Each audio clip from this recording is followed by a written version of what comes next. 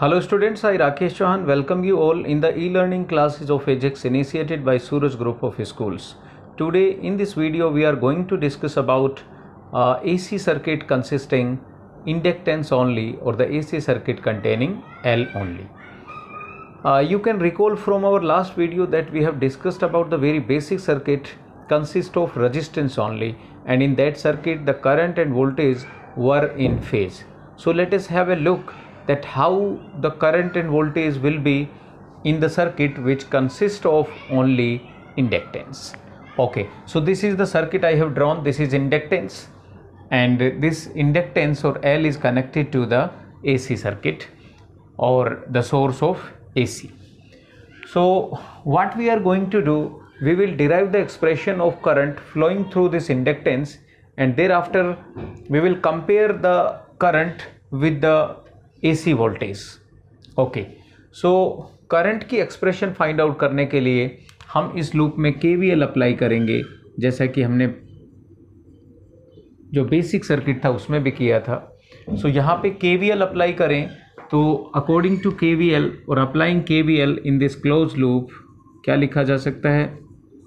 Applying KVL in the loop, this is the voltage VT which must be equals to the voltage across the inductance, and you know that the voltage across inductance is L di upon dt, which we have derived in our last lecture, or we can say last chapter, that was electromagnetic induction.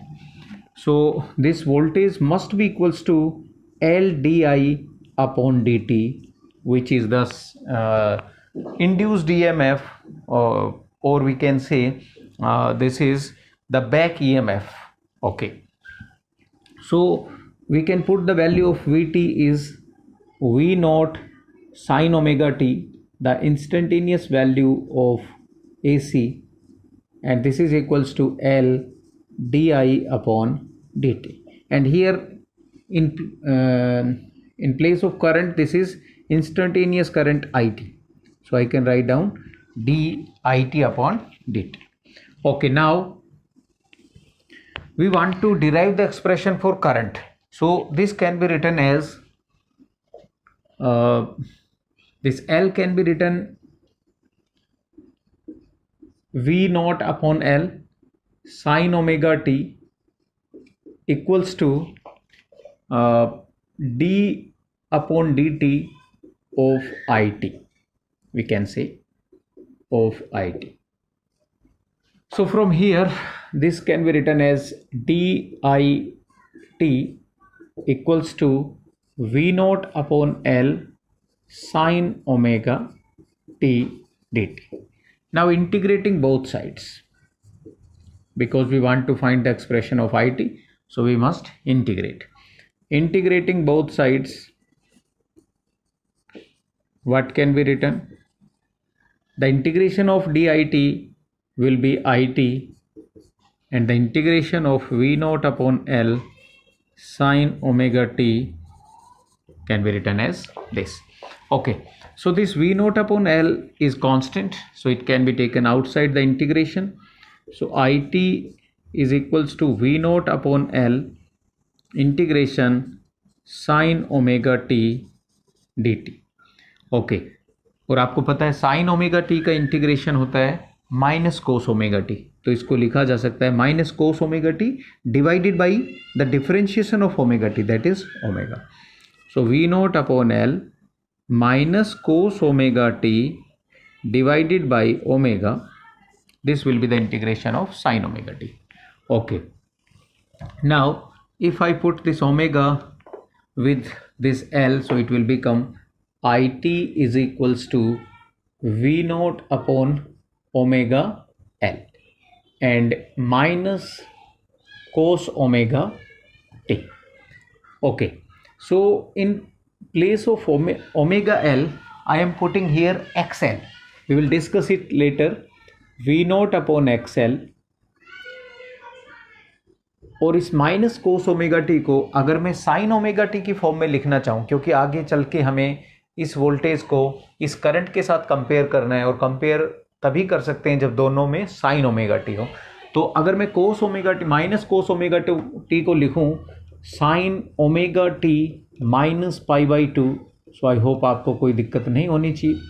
Sign omega T minus pi by two, this is equals to minus cos omega t, mathematics में आपने पढ़ा होगा। Okay, so now this is V naught upon XL, and what is XL? XL को हमने रखा है omega L की जगह, और इसको हम कहते हैं inductive reactance. Inductive reactance offered by the inductance और इंडक्टर। इंडक्टिव रिएक्टेंस, ये टर्म आपको याद रखनी है, इंडक्टिव रिएक्टेंस। ऐसे ही हम कैपेसिटर के केस में पढ़ेंगे कैपेसिटिव रिएक्टेंस, और इसकी जो यूनिट होती है वो ओम होती है। Means it's a kind of resistance offered by the inductor, तो इसलिए इसका नाम रखा गया inductive reactance. So voltage, peak value of voltage divided by resistance, so this is the peak value of current. So इसकी जगह मैं लिख रहा हूं I T is equals to I not peak value of current and sine omega T minus pi by two. So ये हमारे पास instantaneous value of current आ गई है, एक्सप्रेशन आ गई है जो हमें डिराइव करनी थी। Instantaneous current flowing through the circuit containing L only. तो अगर मैं इस एक्सप्रेशन को कंपेयर करता हूं, सपोज इसको मैं कह रहा हूं इक्वेशन फर्स्ट और इसको equation second, so comparing the instantaneous voltage and instantaneous current, so what can we conclude?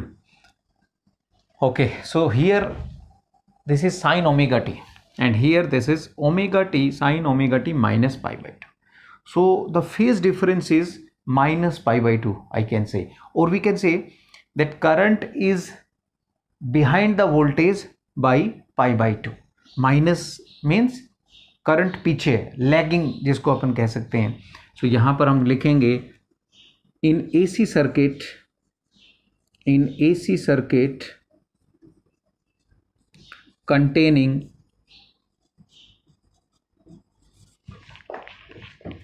L only, the current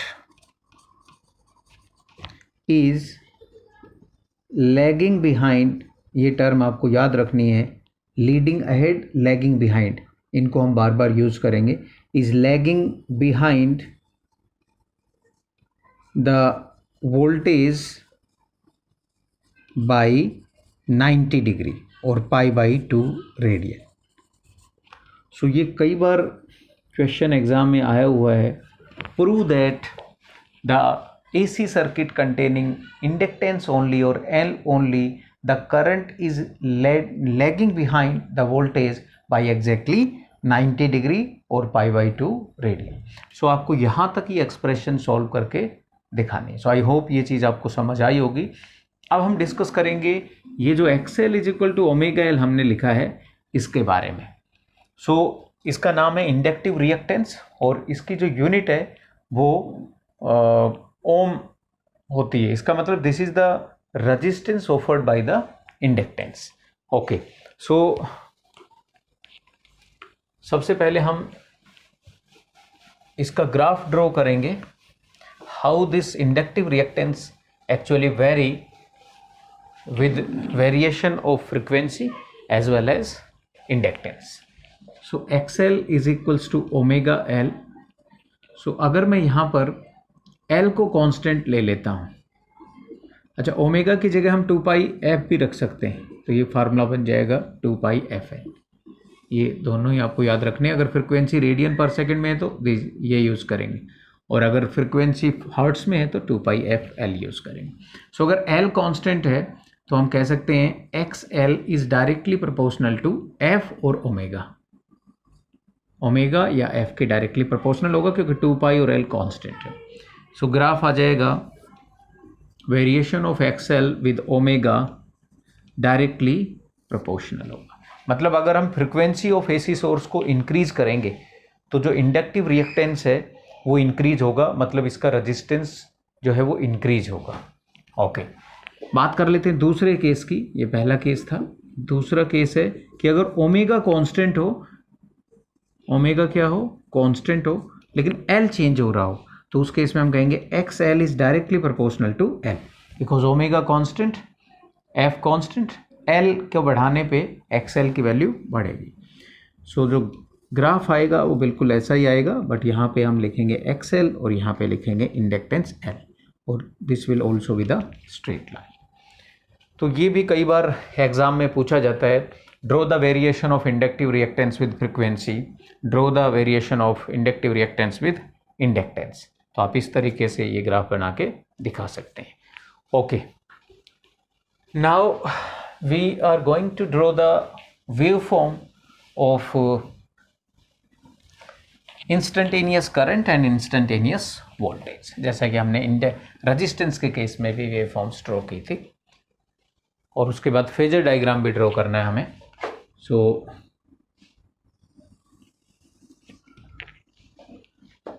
instantaneous voltage की अगर मैं बात करूं,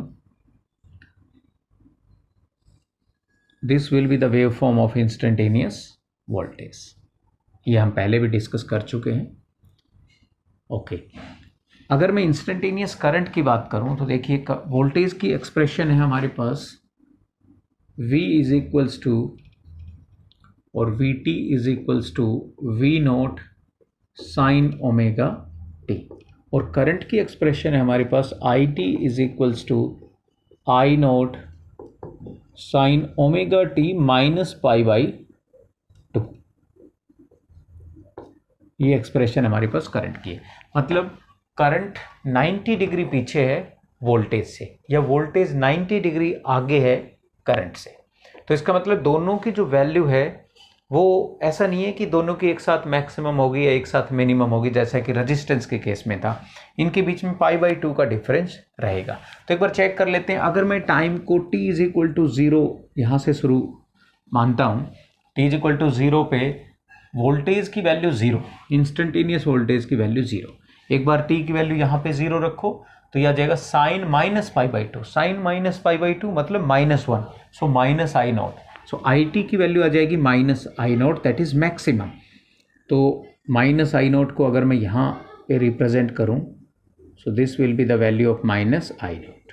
ओके, सो करंट मैक्सिमम है बट नेगेटिव। अब बात कर लेते हैं t इज इक्वल टू, और ओमेगा टी अगर मैं यहाँ पर ले लेता हूँ, this is suppose omega T. So अगर ओमेगा टी की वैल्यू यहाँ पे हो जाती है पाई बाई 2, ओमेगा टी अगर पाई बाई 2 है तो उस केस में sine pi by 2 maximum, that is V t is equal to V naught हो जाएगा, मतलब मैक्सिमम वैल्यू हो जाएगी ये वोल्टेज की, तो ये आ जाएगा वी नॉट।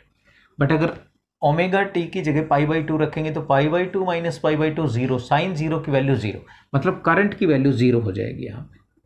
ओके, उसके बाद अगर मैं ओमेगा टी की वैल्यू ले लेता हूँ पाई, पाई बाई 2 के बाद पाई। सो यहाँ पे अगर आपसे कहा जाए कि वोल्टेज की वैल्यू, तो आप कहेंगे V naught sine pi, sine pi की वैल्यू 0 मतलब वोल्टेज 0 हो रही है, और करंट की value pi minus pi by 2 that is pi sine pi by 2, sign pi by 2 1, मतलब करंट की value I not maximum value. तो करंट की वैल्यू मैक्सिमम हो जाएगी यहाँ पे। ओके, इसी तरीके से अगर आप आगे भी देखेंगे तो अगर मैं इसको लेता हूँ 3 pi by 2, this is suppose 3 pi by 2, और ये होगा पाई, एक कंप्लीट साइकिल की 2 पाई, सॉरी एक कंप्लीट साइकिल की बात करें from 0 to 2 pi, omega t को वेरी कर रहे हैं। तो 3 पाई बाई 2 जैसे ही रखेंगे, sine 3 pi by 2 -1 that is minus V naught, V t is equal to minus V naught, तो इसलिए ये नेगेटिव में पीक वैल्यू हो जाएगी वोल्टेज की, minus V naught we can represent here. Okay, उसके बाद अगर इसी पर इसकी वैल्यू देखें करंट की, तो 3 pi by 2 minus pi by 2 that is pi, और साइन पाई की वैल्यू होती है 0, तो यहाँ पे 0 आ जाएगा। और इसी तरीके से 2 पाई अगर मैं यहाँ रखूँ तो 2 पाई की वैल्यू 0, साइन 2 पाई 0, मतलब वोल्टेज फिर से 0 हो गया। और यहाँ 2 pi minus pi by 2 that is sine 3 pi by 2 -1 that is minus I not, तो वापस से करंट की जो वैल्यू है वो माइनस आई नॉट हो जाएगी। तो अगर मैं इन सभी पॉइंट्स को इस तरीके से ज्वाइन करूं ताकि एक साइन वेव को रिप्रेजेंट करें। तो जो साइन वेव आएगी वो कुछ इस तरह की आ जाएगी।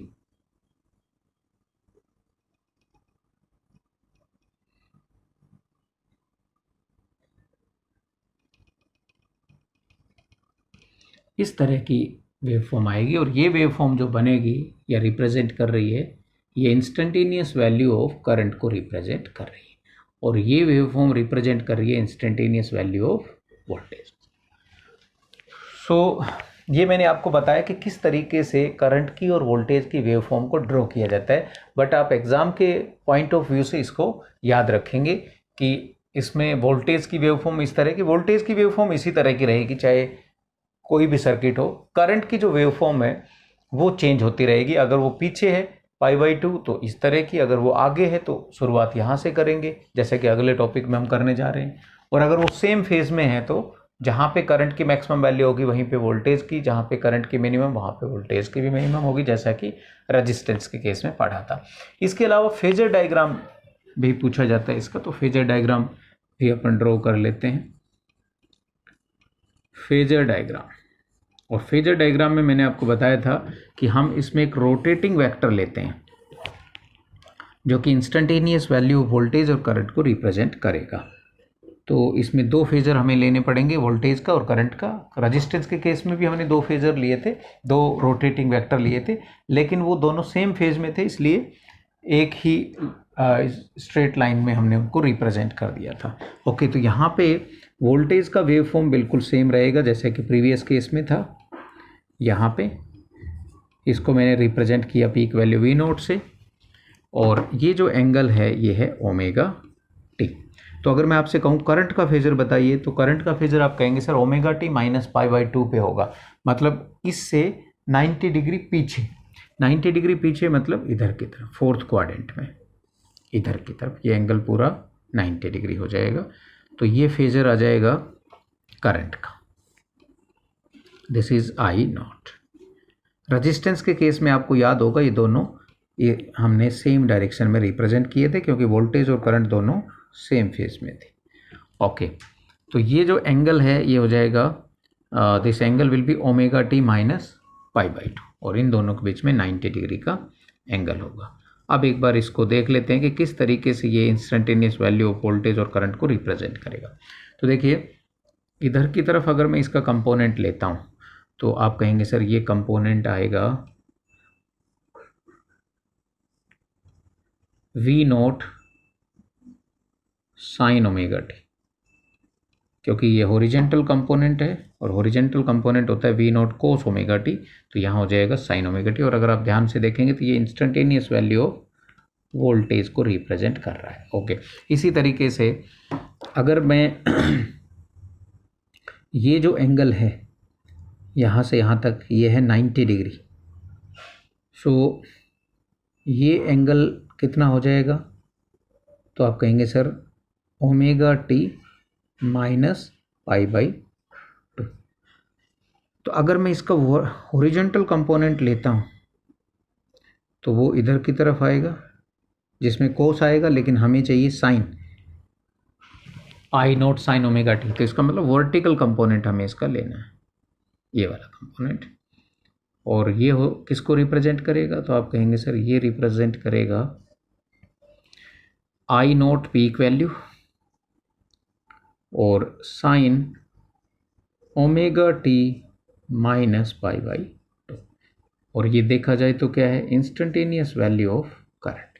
इस तरीके से हम फेजर डायग्राम ड्रॉ करेंगे in case of AC circuit containing L only.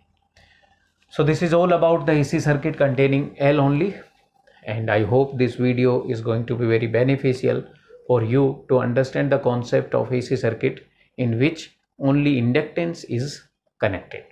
Thank you very much for watching the video. If you are having any comment, you can mention those comments in your comment box. Thank you very much.